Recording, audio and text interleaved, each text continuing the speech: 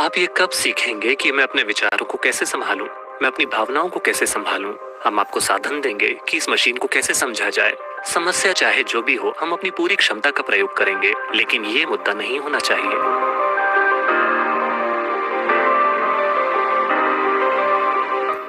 देखिए, ये एक दुर्भाग्यपूर्ण स्थिति है जिसमें ढेर सारे लोग हैं। अपने अनुभव में, उनके अपने व्यक्तिगत अनुभव में जीवन कुछ ऐसा है, मैं बनाम ब्रह्मांड। ब्रह्मांड के साथ मुकाबला करना एक बेवकूफी भरा काम है। आपको इस मुकाबले में नहीं पड़ना चाहिए। हेलो, मैं बनाम ब्रह्मांड एक बहुत बुरा मुकाबला है। क्या आप भी सहमत हैं? तो योग इसीलिए है। योग का मतलब अपने शरीर को मोड़ना और मरोड़ना नहीं होता। योग शब्द का अर्थ है एक हो जाना। अभी ये मैं बनाम ब्रह्मांड है, ये सिर्फ आपकी मानसिक स्थिति है, ये सच्चाई नहीं है। जब आप बिल्कुल अकेला महसूस करते हैं कि आप फिर भी सांस ले रहे हैं, तो आप दुनिया के साथ लेन देन कर रहे हैं, है ना?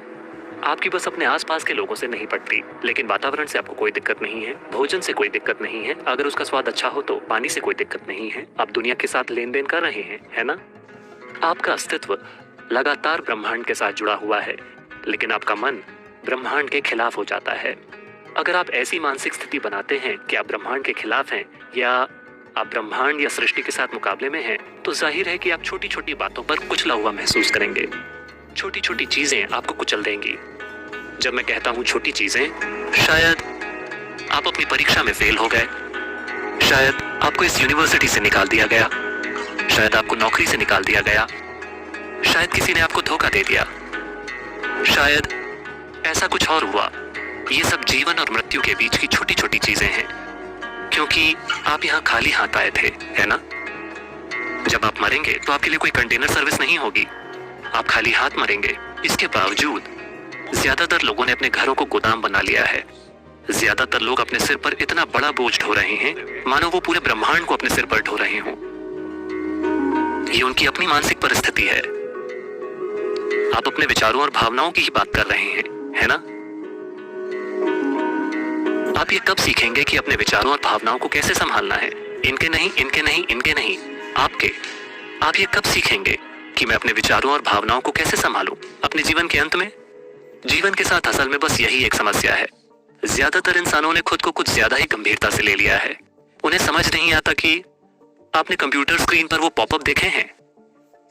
आप इस ग्रह पर एक पॉपअप हैं। आप 2 सेकंड के लिए पॉपअप होते हैं और पॉप आउट हो जाते हैं। नहीं नहीं, आपको देखना चाहिए। आपकी और मेरी तरह के अनगिनत लोग इस धरती पर चले हैं। वो भी बड़े लोग थे। वो कहाँ हैं? सब सतह की मिट्टी बन गए। बन गए कि नहीं? जब तक कि आपके दोस्तों ने आपको बहुत गहरा न दफनाया हो, इस डर से कि शायद आप फिर से उठ खड़े हों। कुछ ऐसी घटनाएं हुई हैं, है ना? या शायद आप स्वर्ग जाने की योजना बना रहे हों। हेलो, जो भी इंसान जो किसी ऐसी जगह की बात करता है, इस जगह के अलावा कोई और जगह जो इससे बेहतर है, ये मानवता के खिलाफ एक अपराध है। मेरा मूलभूत काम है सभी स्वर्गों को नष्ट करना, ताकि लोग यहां अच्छे से रहना सीखें। वे सभी बेवकूफ जिन्होंने खुद को नरक बना रखा है, वो स्वर्ग जाना चाहते हैं। उन्होंने इस जगह को खराब कर दिया और अब वो स्वर्ग जाना चाहते हैं। मैं आपसे पूछ रहा हूं, क्या आपके पास कोई सबूत है? क्या आपके पास कोई सबूत है कि आप पहले से ही स्वर्ग में नहीं हैं और इसे खराब कर रहे हैं? क्या आपके पास कोई सबूत है? आप पहले से ही स्वर्ग में हैं और इसे खराब कर रहे हैं। हाँ, सिर्फ इसलिए क्योंकि आप ये भी नहीं सीख रहे कि अपने विचार और भावना की बुनियादी क्षमताओं को कैसे संभालें, है ना? Your only justification is everybody is like this only. That's how it is in a madhouse. आपका एकमात्र तर्क ये है कि हर कोई ऐसा ही है, पागल खाने में ऐसा ही होता है, सिर्फ डॉक्टर पागल नजर आता है। तो आप इसे कब संभालेंगे? आराम से 60 की उम्र में? बताइए, आप कब सीखेंगे कि मैं अपने विचारों को कैसे संभालूं, अपनी भावनाओं को कैसे संभालूं, अपने शरीर को कैसे संभालूं, अपनी केमिस्ट्री को कैसे संभालूं? आप इसे कब सीखेंगे? अपने जीवन के अंत में? क्योंकि इस बात का बहुत चलन हो गया है। आध्यात्मिकता कब करें? यानी जब आप 70 साल के हो जाएं, जब आप और कुछ भी करने के लायक ना रहें। नहीं, जितनी जल्दी से जल्दी हो सके। आपके बारे में जो सबसे गहरी चीज है, स्वर्ग के बारे में नहीं, इस जीवन के बारे में आपको जो कुछ पता होना चाहिए, आपको जल्द से जल्द जान लेना चाहिए, है ना? तभी आप एक समझदारी भरा जीवन जी पाएंगे। अगर हम एक चुटकुला सुनाए तो चलेगा? आप बुरा तो नहीं मानेंगे? क्योंकि पिछले कुछ सालों में मैंने इससे ज्यादा गंभीर समूह नहीं देखा है। इसमें से कितने लोग जर्नलिस्ट हैं? ज्यादातर लोग। अच्छा। ऐसा हुआ, शंकरन पिल्लई जब वो पेरिस में थे, उन्होंने एक फ्रेंच महिला से शादी की। एक दिन उनकी सालगिरह थी, पहली सालगिरह। तो उनकी पत्नी ने कई दोस्तों को आमंत्रित किया और वो सब कुछ वाकई ताजा बनाना चाहती थी, हर चीज फ्रेश। तो सुबह से वो उन्हें इस बाजार से उस बाजार में घुमा रही थी। वो ताजा सब्जियां, ताजा मांस, ताजा चिकन, ये वो सब कुछ लेकर आए। फिर शाम को पत्नी ने कहा, क्योंकि फ्रेंच लोग घोंघों का एक एपेटाइजर खाते हैं, पत्नी ने कहा समुद्र पर जाओ और कुछ ताजा घोंघे लेकर आओ और मैं सभी दोस्तों के लिए एक एपेटाइजर बनाऊंगी। तो शंकरन पिल्लई समुद्र तट पर गए और वो सभी घोंघों को उठाकर उन्हें बाल्टी में डाल रहे थे। फिर उन्हें एक पुराना दोस्त मिला, एक भारतीय दोस्त। वो बहुत खुश हो गए और वो अपने पुराने समय के बारे में बातें कर रहे थे। शंकरन पिल्लई भूल गए कि वो शादीशुदा हैं। जब आप पुराने दोस्तों से मिलते हैं तो ऐसा होता है। और दोनों एक बार में गए और उन्होंने कुछ पैक पिए और वो भूल ही गए। फिर उन्हें याद आया, घोंघे बाल्टी से बाहर निकल रहे थे और टक, एक घोंघा बाल्टी से बाहर गिर गया। फिर उन्हें याद आया, हे भगवान, मुझे घोंघे ले जाने थे, मेरी पत्नी, फ्रेंच पत्नी इंतजार कर रही है। तो उन्होंने कहा मुझे जाना होगा, तब तक पहले ही बहुत देर हो चुकी थी। वो गए, वो जानते थे कि ये खुशनुमा नहीं होगा। तो वो घर पर गए और जमीन पर सारे घोंघे बिखेर दिए, बाल्टी फेंक दी और उन्होंने जाकर दरवाजा खटखटाया। फ्रेंच पत्नी गुस्से में बाहर आई। शंकरन पिल्लई ने पीछे मुड़कर कहा, आगे बढ़ो घोंघो, हम बस पहुंच ही गए, चलो आगे बढ़ो।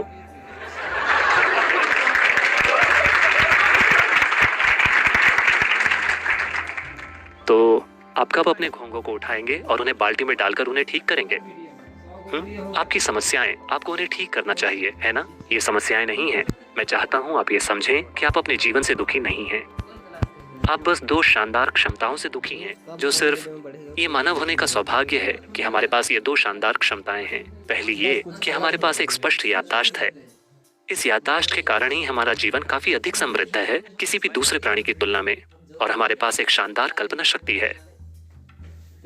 अभी आप इसी से दुखी हैं। 10 साल पहले जो हुआ था, आप अभी भी उससे दुखी हो सकते हैं। क्यों? आप जीवन से दुखी हैं या याददाश्त से? हेलो, याददाश्त से। परसों शायद जो हो, आप पहले ही उससे दुखी हैं। आप जीवन से दुखी हैं या कल्पना से? आपके पास जो दो सबसे शानदार क्षमताएं हैं, आप उनसे दुखी हैं। तो आप क्या मांग रहे हैं? आप एक बार फिर से एक केंचुआ बनना चाहते हैं। केंचुआ एक बहुत ही इको फ्रेंडली प्राणी है, मुझे उससे कोई शिकायत नहीं है। लेकिन लाखों सालों के विकास के बाद आपको इतना बड़ा दिमाग मिला है और अब आप इससे दुखी हैं। अगर हम आपका आधा दिमाग निकाल दें तो निश्चित रूप से आप यहाँ बिना किसी बेचैनी के, बिना किसी दुख के बैठेंगे, बिल्कुल शांत। बीच बीच में अगर कुछ हमें करना यह है कि हमें आपका दिमाग निकाल देना है, क्योंकि आप अपनी ही बुद्धि से दुखी हैं। हाँ या ना? क्योंकि हमने आपको एक बहुत ही जटिल मशीन दी है। आपने यूजर्स मैनुअल को पढ़ने की तकलीफ भी नहीं उठाई है। आप बस इसे जैसे तैसे चलाना चाहते हैं। नहीं नौजवानों, समय आ गया है कि आप अपने बारे में कुछ बातें जान लें। अगर आप नहीं जानते कि कैसे, तो हम आपको साधन देंगे कि इस मशीन को कैसे समझा जाए। क्योंकि आपके जीवन में कई मुद्दे आएंगे। आपके जीवन में ज्यादा मुद्दे आते हैं, यानी आप एक ज्यादा सक्रिय जीवन जी रहे हैं। कुछ नहीं आया मतलब आप जी ही नहीं रहे हैं। हाँ, हर दिन कई मुद्दे होंगे। मेरे पास सबसे ज्यादा दिक्कतें रहती हैं मेरे जीवन में हर दिन, क्योंकि दुनिया भर में इतनी सारी गतिविधि, विश्व स्तर की गतिविधि सिर्फ वॉलंटियर्स के साथ। ठीक है, वॉलंटियर यानी कोई भी उस काम के लिए क्वालिफाइड नहीं है और आप उन्हें इनएफिशिएंसी की वजह से निकाल नहीं सकते और वे आपसे प्यार करते हैं। क्या करें?